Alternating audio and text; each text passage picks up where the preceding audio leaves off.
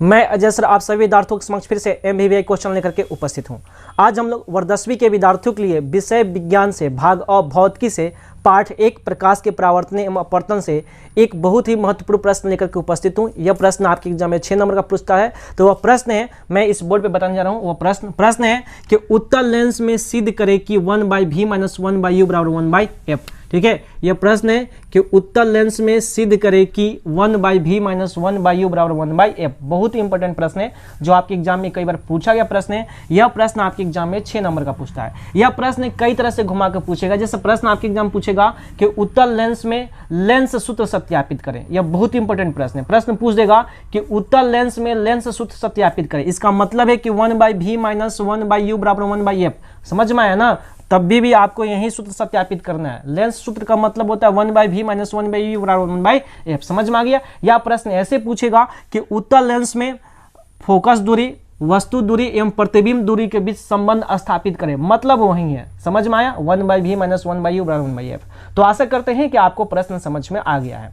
चलिए अब इसको हल करते हैं। तो इसको हल करेंगे तो सबसे पहले इस चित्र की रचना करेंगे। ठीक है, जब भी हम लोग उत्तल लेंस में लेंस सूत्र सत्यापित करेंगे तो हमें जो है इस चित्र की रचना करनी होगी, उत्तल लेंस की चित्र की रचना करनी होगी, जो मैंने यहाँ पे रचना कर दिया है। आपको दिखाई दे रहा होगा, आप इसका स्क्रीनशॉट ले सकते हैं या आप इसको वीडियो को रोक करके इसका चित्र बना सकते हैं। समझ में आ गया? वीडियो को बिना स्किप किए देखने का प्रयास कीजिए, क्योंकि इससे आपको बहुत ज्यादा फायदा मिलेगा, क्योंकि यह प्रश्न आपके एग्जाम में 6 नंबर का आता है। ठीक है, चलिए अब हम लोग प्रश्न को समझते हैं। तो इस चित्र की आपने अगर रचना कर लिया अपने नोटबुक में तो अच्छी बात है, नहीं किए तो आप इसका स्क्रीनशॉट ले लीजिए और भाषा को ध्यान से समझिए और भाषा को जो है लिखने का प्रयास कीजिए। नोटबुक लेकर के बैठिए, कॉपी किताब लेकर के बैठिए, कॉपी कलम लेकर बैठिए और जो मैं भाषा बोलूंगा उसको लिखते चलिए। भाषा कैसे लिखना है तो ध्यान से समझिए। भाषा लिखना है कि माना कि जैसे यहाँ पे जब भी हल करते हैं तो यहाँ पे सोल्यूशन लिखते हैं, तो मैं यहाँ पे सोल्यूशन लिख दिया।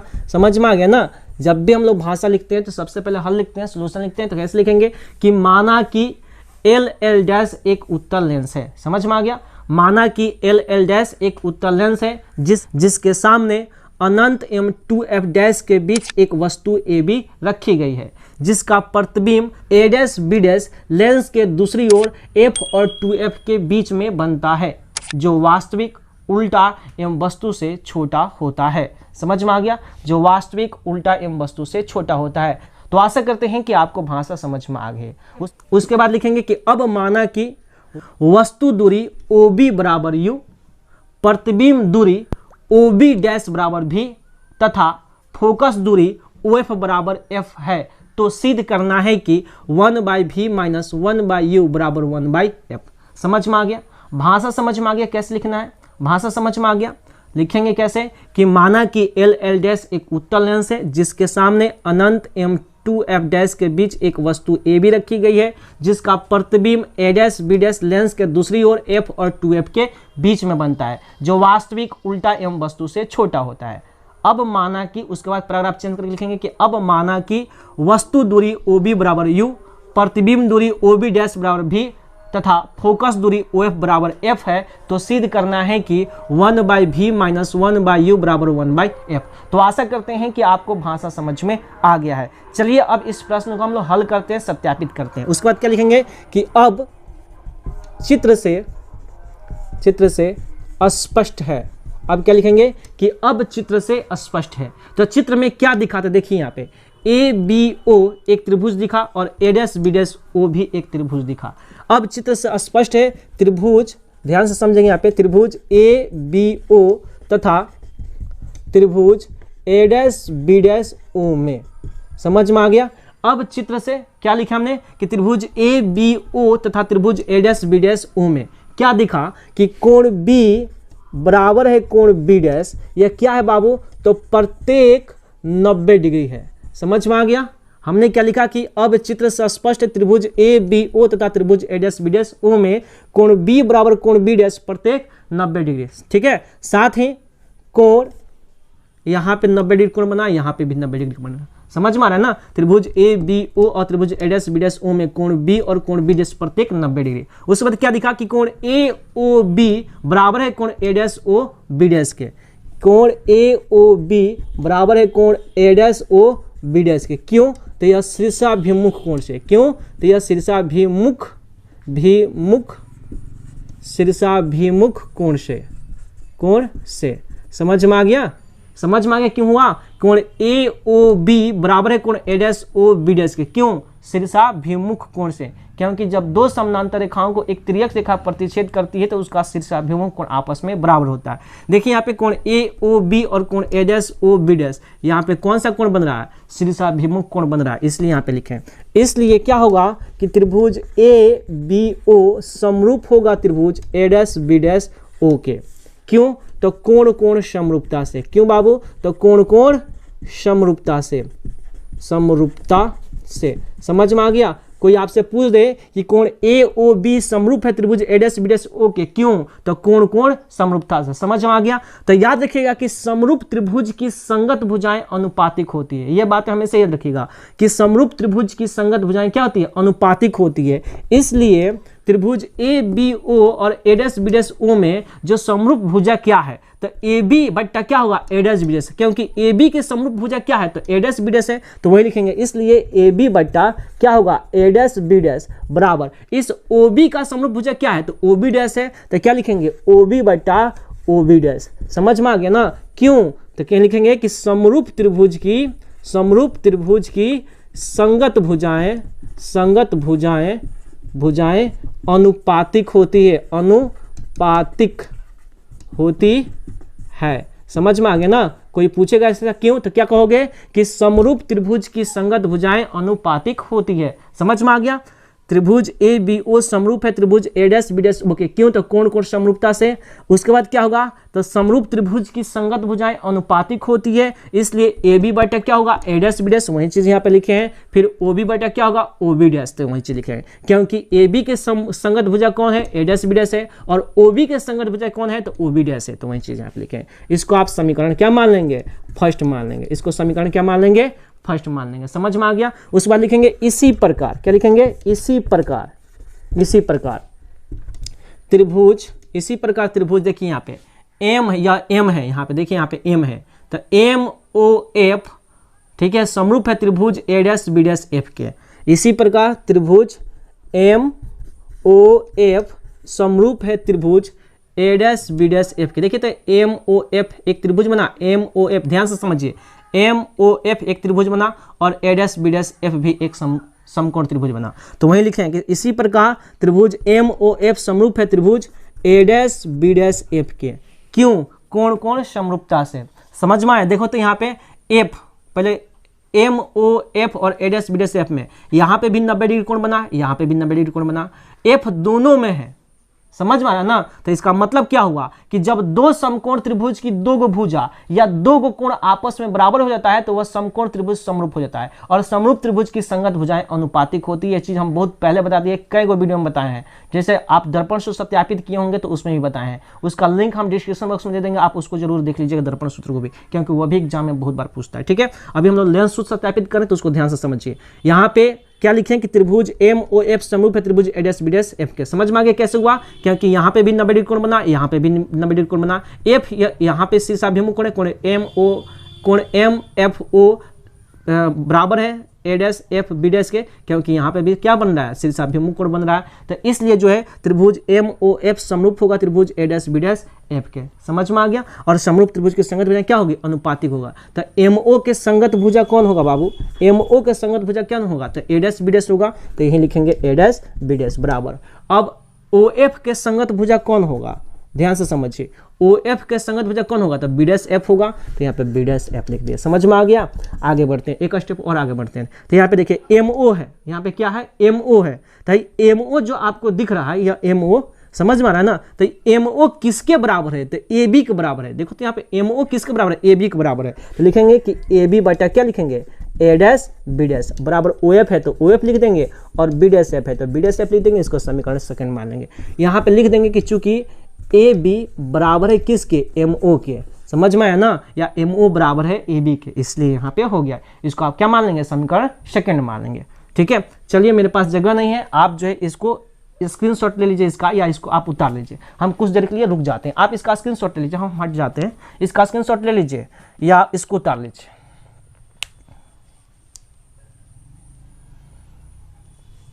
तो आशा करते हैं कि आपने इसका स्क्रीनशॉट ले लिया है या आपने इस प्रश्न को जो हमने बताया है इसको आपने उतार लिया। चलिए हम आगे बढ़ते हैं, अब हम इसको मिटाते हैं, ठीक है। तो कोई दिक्कत नहीं होगा, आपने स्क्रीनशॉट ले ही लिया होगा या आप इसका नोटबुक तैयार कर रहे होंगे। चलिए अब हम इसको मिटा देते हैं, मिटा दें ना, चलिए हम मिटाते हैं अब इसको।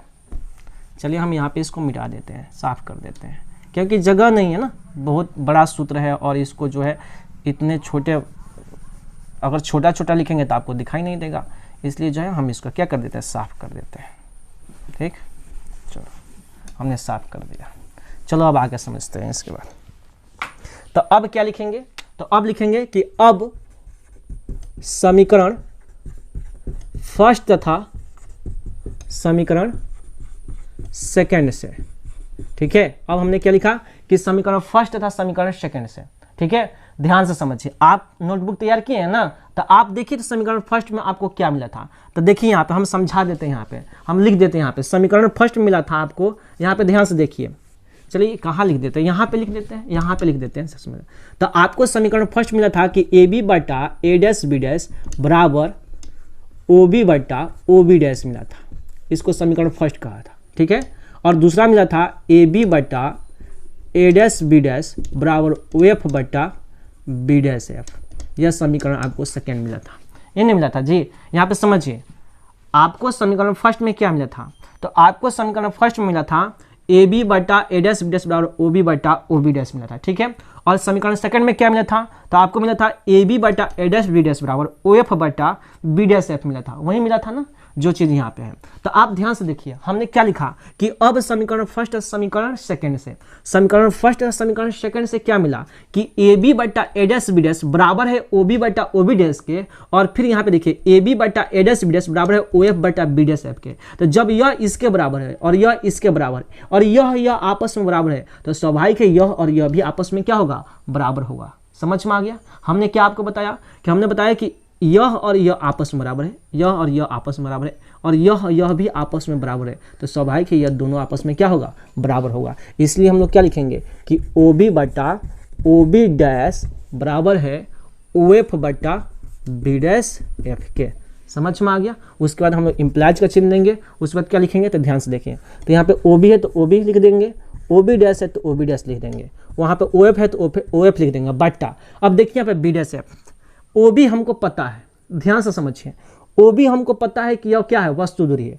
ओ बी डैश भी पता है कि हमको यह प्रतिबिंब दूरी है। ओ एफ भी पता है कि यह फोकस दूरी है, लेकिन बी डैश एफ पता है कि क्या है, नहीं पता है। तो पता कीजिए भाई, क्या करेंगे, पता करेंगे। तो बी डैश एफ, हमको बी डैश एफ चाहिए, हमको इतना चाहिए, तो ये कैसे मिलेगा, तो ओ बी डैश में से मैंने प्रतिबिंब दूरी में से फोकस दूरी को घटा देंगे तो बी डैश एफ नहीं मिल जाएगा, हमको इतना चाहिए। तो इतना कैसे मिलेगा, तो ये पूरा में से यानी ओ बी डैश में से ओ एफ घटा देंगे तो बी डैश एफ मिलेगा। देखिए यहाँ पे बी डैश एफ कह रहा है, तो बी डैश एफ कोई दूरी नहीं है, इसलिए हमको क्या करना है, बी डैश एफ प्राप्त करना है। तो बी डैश एफ प्राप्त करने के लिए क्या करेंगे, हम ओ बी डैश में से, क्योंकि हमको पता है कि ओ बी डैश क्या है, प्रतिबिंब दूरी है, और माइनस ओ एफ को घटा देंगे। तो हमको पता है भाई ओ एफ क्या है, फोकस दूरी है, इसलिए जो है हम इस चीज को किए हैं।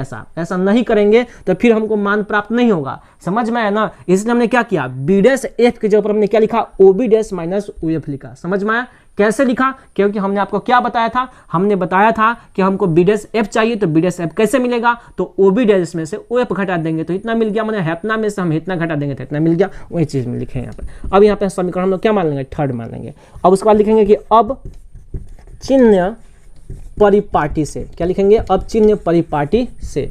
तो अब चिन्ह परिपाटी से लिखेंगे, तो अब चिन्ह परिपाटी क्या कहता है, ओ बी। तो ओ बी बराबर क्या है बाबू, वस्तु दूरी है ना, ओ बी बराबर क्या है, वस्तु दूरी। तो वस्तु दूरी को कैसे सूचित करते हैं, यू से सूचित करते हैं। अब यह मुंह प्रकाशीय केंद्र के इधर है, तो प्रकाशीय केंद्र के इधर जो भी दूरी मापेंगे, प्रकाशीय केंद्र के इस साइड जो भी दूरी मापेंगे वह सभी क्या होगा, ऋणात्मक होगा, माने माइनस में होगा। समझ में आ गया ना। उसी तरह यहाँ पे देखिए, अब क्या है, ओ बी डैश। तो ओ बी डैश क्या है, तो प्रतिबिंब दूरी है। क्या है बाबू, प्रतिबिंब दूरी है। तो प्रतिबिंब दूरी को क्या से सूचित करते हैं, भी से करते हैं, तो भी लिख दिए। अब प्रकाशीय केंद्र के इधर है, ओ बी डैश देखिए, तो प्रकाशीय केंद्र के इस साइड है, इस साइड है। तो प्रकाशीय केंद्र के इस साइड जो भी दूरी आप मापेंगे वह क्या होगा, धनात्मक होगा, तो यह प्लस में होगा।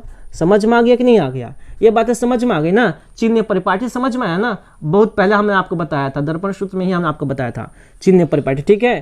तो प्रकाशीय केंद्र से इधर जो भी दूरी मापेंगे वो माइनस में होगा, प्रकाशीय केंद्र से इधर जो भी दूरी मापेंगे वो प्लस में होगा, प्रकाशीय केंद्र से ऊपर जो भी दूरी मापेंगे वो प्लस में होगा, प्रकाशीय केंद्र से नीचे जो भी दूरी मापेंगे वो माइनस में होगा। समझ में आ गया? यही क्या है, चिन्ह परिपाटी है। ज़्यादा टेंशन मत लीजिए, ज़्यादा रटने की जरूरत नहीं है। प्रकाशीय केंद्र से इस साइड मापोगे माइनस, प्रकाशीय केंद्र से उस साइड मापोगे प्लस, प्रकाशीय केंद्र से ऊपर मापोगे प्लस, प्रकाशीय केंद्र से नीचे मापोगे माइनस। ठीक है, चलो आगे बढ़ते हैं। तो OB डैश प्रतिबिंब दूरी बराबर प्लस भी हो गया। अब बचा क्या है भाई, तो OF बचा है, तो यहाँ पर OF लिखेंगे। अब OF को क्या कहते हैं, फोकस दूरी कहते हैं। तो फोकस दूरी क्या चीज से सूचित करते हैं, F से सूचित करते हैं। हमने F लिख दिया। अब ये क्या है, प्रकाशीय केंद्र से इस साइड है, तो इधर जो भी दूरी मापेंगे वो क्या होगा, प्लस में होगा, तो हमने प्लस लिख दिया। समझ में आ गया? अब क्या लिखेंगे कि अब इन मानों को समीकरण थर्ड में रखने पर समझ में आ गया? हमने क्या लिखा कि अब इन मानों को समीकरण थर्ड में रखने पर, अब ये जो मान आपको मिला, ये OB का, OB डैश का, OF का, इसको क्या रखना है, समीकरण थर्ड में। तो समीकरण थर्ड है ये ना, है OB बटा OB डैश बराबर OF बटा OB डैश माइनस OF, यह समीकरण थर्ड है। अब इनका मान वहाँ पे रखना है समीकरण थर्ड में। चलिए हम लोग रखते हैं। चलिए यहाँ पे ध्यान से देखिए, यहाँ पे इम्प्लाइज का चिन्ह दे दिए हम। ठीक है, यहाँ पे देखिए, यहाँ पे इम्प्लाइज का चिन्ह दे देंगे। अब OB है तो ध्यान रखिए, OB का मान कितना है, -u है तो -u कर दिए, बट्टा है तो बट्टा कर दिए। समझ में आ गया ना? OB का मान कितना है, -u है तो -u कर दिए। और OB डैश, तो OB डैश का मान क्या है, +b है तो +b कर दीजिए, बराबर है तो बराबर कर दिए। अब OF कर रहा है तो OF का मान कितना है, +f है तो +f कर दिए। फिर क्या है OB डैश, तो OB डैश का मान क्या है, +b है तो +b कर दिए, माइनस है तो माइनस। OF का मान कितना है, +f है तो +f कर दिए। समझ में आ गया कि नहीं आ गया? चलो अब इसका क्या करेंगे, क्रॉस मल्टीप्लिकेशन करेंगे, कैंचिया गुना करेंगे, यानी इससे इसमें और इससे इसमें गुना करेंगे। तो V से F में गुना करेंगे तो क्या आएगा, VF आएगा, मैंने हेकरा से हेकरा में गुना करो तो V गुने F, तो VF आ गया, बराबर है तो बराबर कर दिए। अब ये माइनस में प्लस में, अब हेकरा से ही दोनों में गुना करेगा बा, तो माइनस में बा, तो माइनस में प्लस बराबर माइनस, आ U गुने V तो U V हो गया, फिर माइनस में माइनस बराबर प्लस, आ U गुने F तो U F हो गया। समझ में आ गया? इतनी बातें समझ में आ गई, इतनी बातें समझ में आई? चलिए आशा करते हैं कि समझ में आ गई। चलिए अब इस साइड हम लिखते हैं। ठीक है, जगह नहीं है ना बाबू, चलिए हम इस साइड लिखते हैं। चलो यहाँ पे समझो ध्यान से। अब क्या करा, अब देखो यहाँ पे, ठीक है, U V गुने F हो गया, माइनस U V हो गया, प्लस UF हो गया। अब क्या करेंगे, तो अब लिखेंगे कि अब यहाँ पे लिखेंगे, अब क्या लिखेंगे, तो लिखेंगे अब दोनों तरफ, क्या लिखेंगे, अब दोनों तरफ U V F से भाग देने पर। समझ में आ गया ना? हमने क्या लिखा कि अब दोनों तरफ U V F से भाग देने पर, तो हम लोग क्या करेंगे, अब इसको दोनों तरफ U V F से भाग देंगे। तो भाग दीजिए, यहाँ पे ध्यान से समझिए, यहाँ पे समझिए ध्यान से। तो हम क्या करेंगे, VF है तो V बटा F कर दिए। ठीक है, अब इसमें भाग देंगे U V F से। ठीक है, बराबर है तो बराबर कर दिए। ठीक, समझ में आया? अब माइनस U भी है तो माइनस U आप भी कर दिए, U भी कर दिए। अब इसके नीचे क्या करेंगे, U V F से भाग देंगे, प्लस है तो प्लस कर दिए, फिर क्या U F है तो U F कर दिया, और U V F से भाग दे दिया। समझ में आ गया? अब देखिए तो कौन कौन कट रहा है और कौन कौन नहीं कट रहा है। देखिए यहाँ पे VF है तो VF से VF कट गया, U V है तो U और V कट गया, और UF है तो F और U कट गया। तो बचा क्या, ध्यान से समझिए, अब बचा क्या। ठीक है, तो बचा क्या जी, तो देखिए यहाँ पे बराबर, देखिए इम्प्लाइज, देखिए यहाँ पे लिख दें, समझ में आएगा आपको, दिखाई देगा जी, आए दिखाई देगा आपको, नहीं दिखाई देगा। चलिए आप लिख लीजिए, इसके बाद हम फिर बताते हैं आपको। लिख लीजिए इतना, आप इसका स्क्रीनशॉट ले लीजिए या इसको लिख लीजिए, हम हट गए हैं थोड़ा देर के लिए, आप ले लीजिए, जगह नहीं है ना, क्या करें, जगह नहीं है, पूरा भर गया, बहुत बड़ा सूत्र है ना, तो इसलिए छोटे जगह में कटेगा नहीं भाई, तो आपको मैनेज करना पड़ेगा। चलिए आप इसका स्क्रीनशॉट ले लीजिए। तो आशा करते हैं कि आपने इसका स्क्रीनशॉट ले लिया है या आपने इसको उतार लिया है। चलिए हम आगे बढ़ते हैं, चलिए हम इसको मिटाते हैं। समझ में आया? चलो हम इसको मिटा देते हैं, ऊपर का मिटा दें, चलो हम यहाँ पे मिटा देते हैं, चलो इतना मिटा देते हैं, बाकी सब आप लोग लिख लिए होंगे। ठीक है, चलिए यहाँ तक हम मिटा देते हैं।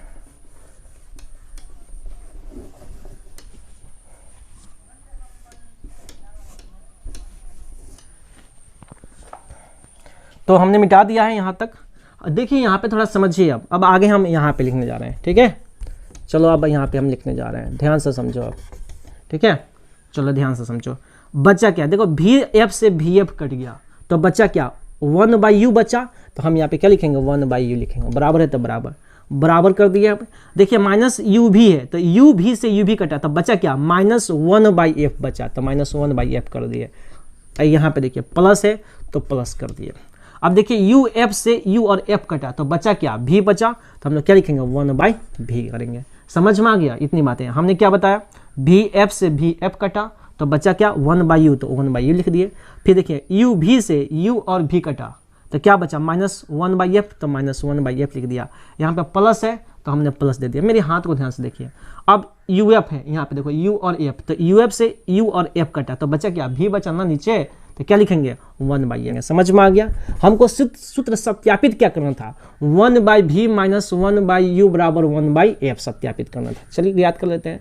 यह क्या है प्लस में है ना, यह प्लस में है, देखो यह माइनस में है तो बराबर के इधर जाए तो क्या होगा, यह -1/f है, बराबर के इधर भेजेंगे तो क्या होगा +1/f होगा। समझ में आ रहा है ना, समीकरण पढ़े हैं आप लोग ना। यह माइनस में बराबर के इधर जाए क्या होगा प्लस होगा, +1/f हो गया, बराबर है तो बराबर।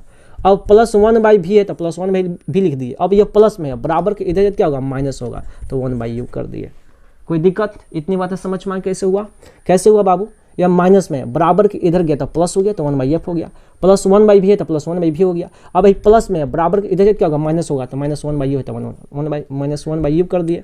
या बराबर के इधर जाए तो माइनस होगा -1/u है तो -1/u कर दिए। इतनी बातें समझ में आ गई। अब क्या करेंगे, लिखेंगे हैंस अतः हमको लाना क्या था 1/v - 1/u बराबर 1/f। इसको इधर कर दो, इसको इधर कर दो, लिखेंगे हैंस अतः 1/v - 1/u बराबर 1/f। क्या हो गया प्रूव्ड हो गया, PROVED। क्या लिखेंगे प्रूव्ड। यही आपका अभिष्ट व्यंजक हो गया। तो आशा करते हैं कि आपको ये बातें समझ में आ गई। चलिए आप इसको उतार लीजिए, चलिए उतार लीजिए या स्क्रीनशॉट ले लीजिए। तो आशा करते हैं कि आपने इसका जवाब लिख लिया होगा और आपको यह सूत्र समझ में आ गया होगा। यहाँ पे दिख रहा है आपको, यहाँ पे दिखाई दे रहा है, आप लोग लिख लीजिए। तो आशा करते हैं कि आपने जो है इसका स्क्रीनशॉट ले लिया है, आपने इसको उतार लिया है। तो इसी के साथ अगर आपको लगता है कि ये सभी प्रश्न इंपॉर्टेंट है और हमने जो प्रश्न आपको बताया आपके एग्जाम में आने वाला है, आपको लगता है तो अगर आपको लगता है कि ये प्रश्न आपके एग्जाम में आने वाला है और आपके एग्जाम के लिए इंपॉर्टेंट है तो जरूर आप मेरे चैनल को सब्सक्राइब कीजिएगा, वीडियो को लाइक कीजिएगा, साथ ही साथ इस वीडियो को शेयर कीजिएगा और बेल आइकन को जरूर दबाइएगा ताकि इस तरह के MVA क्वेश्चन आपका स्क्रीन पर सबसे पहले मिले और आप उस वीडियो को सबसे पहली बार देखें और इसका लाभ उठा सकें आप अपने एग्जाम में। इसी के साथ बिहार बोर्ड के जितने भी विद्यार्थी हैं, साथ ही साथ इस देश के जितने भी युवा हैं जो किसी भी कॉम्पिटेटिव एग्जाम की तैयारी करते हैं, उन सभी मित्रों को, सभी दोस्तों में तरफ से बेस्ट ऑफ लक। जय हिंद, जय भारत।